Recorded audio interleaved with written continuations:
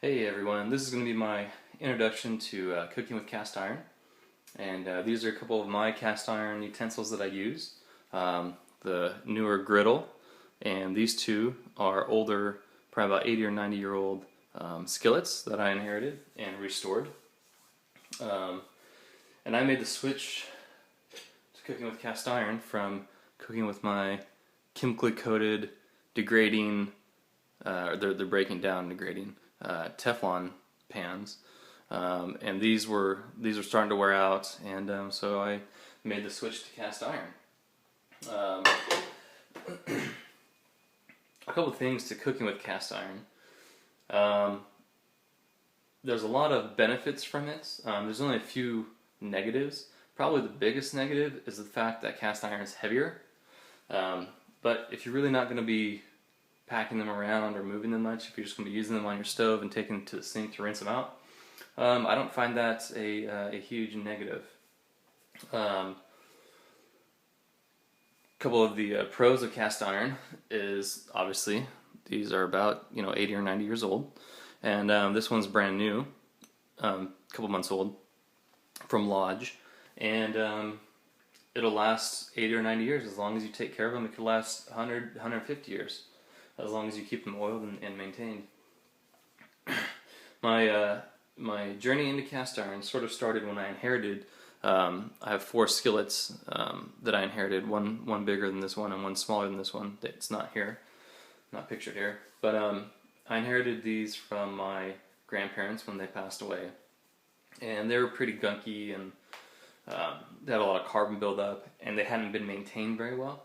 And I started using them, and they were sticking, and I tried to season them and coat them with olive oil and vegetable oil, and that just got stickier and gunkier, and I really got frustrated with them. So I put them away. They sat for about a year, and then when my Teflon pans, which are about 7 years old, maybe 6, 7 years old, started wearing out, I decided to go back and try to use the cast iron. I was determined to make it work, so I started using them again.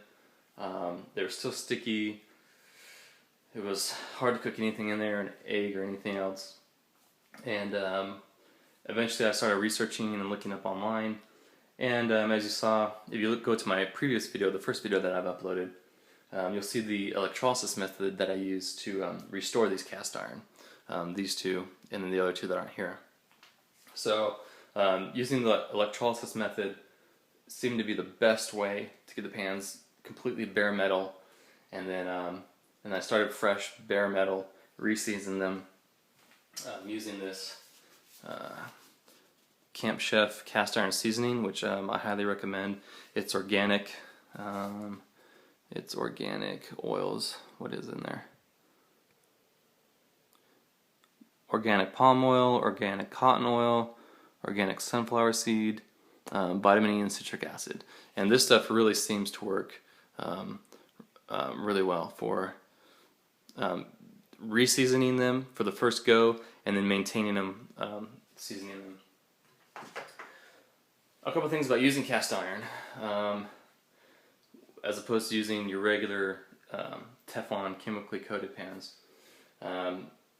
is once you get them seasoned and prepped and everything, and they're working well, we just rinse them out with water, just some water, and maybe a soft side of a sponge or something. So we don't want to use any soap when we're cleaning cast iron. Here's another product. It's a Lodge scraper. I think you get 2 of these in a pack. I'll put links down below to all this stuff.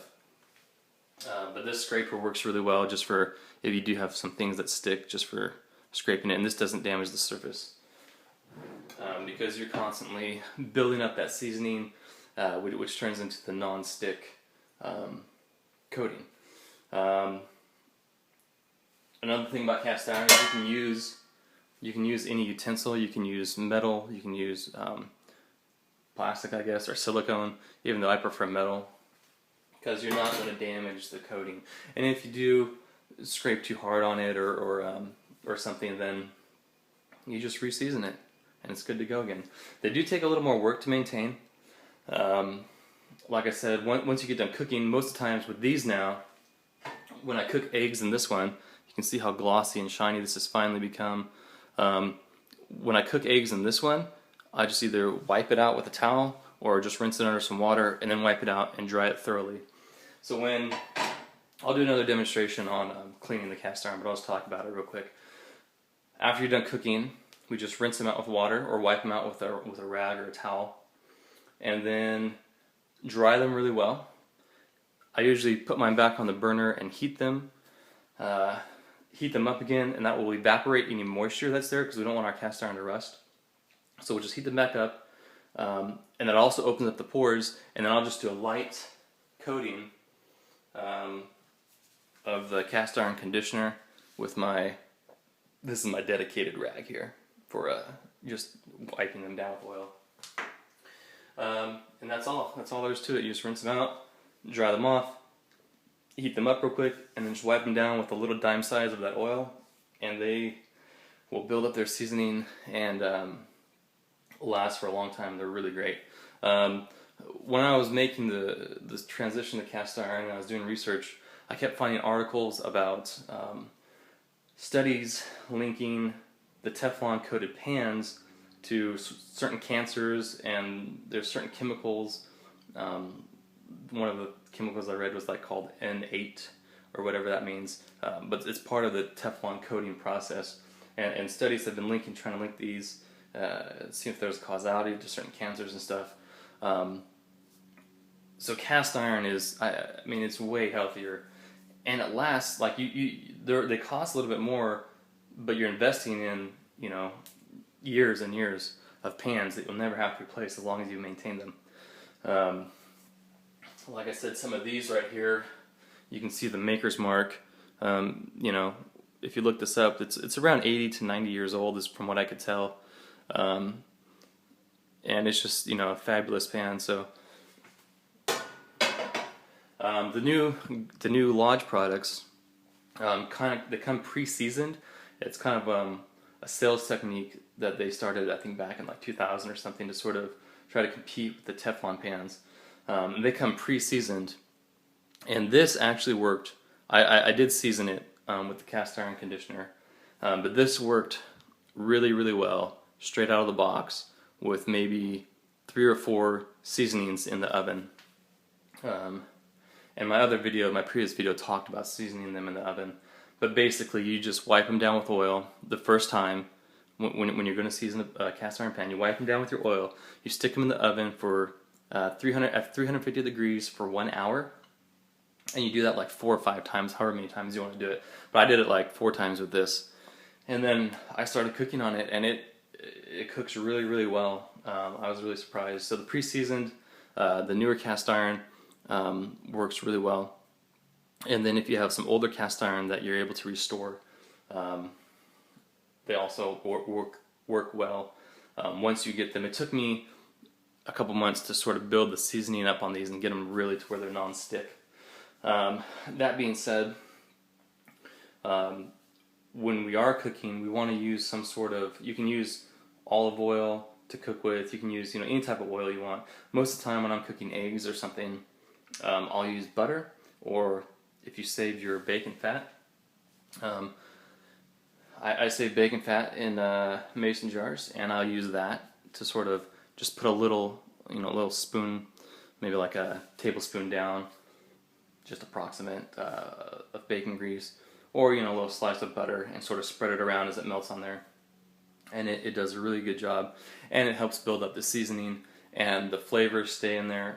That's the other good thing about cast iron, is it really holds in all the different flavors that you cook with, because we're not washing these out with soap. We're just rinsing them out with water and wiping them down, maybe scraping them. But it really holds in the seasoning, the flavors. When I was redoing these pans with the electrolysis method, it took me a couple days, and I had to go back to cooking eggs with my Teflon pans, and I could really start to tell a difference. Even though my cast iron wasn't fully restored yet, I could really tell a difference. So this is just a quick intro to cast iron cooking. I'm going to be doing some other videos, cooking demonstrations and stuff. Thanks.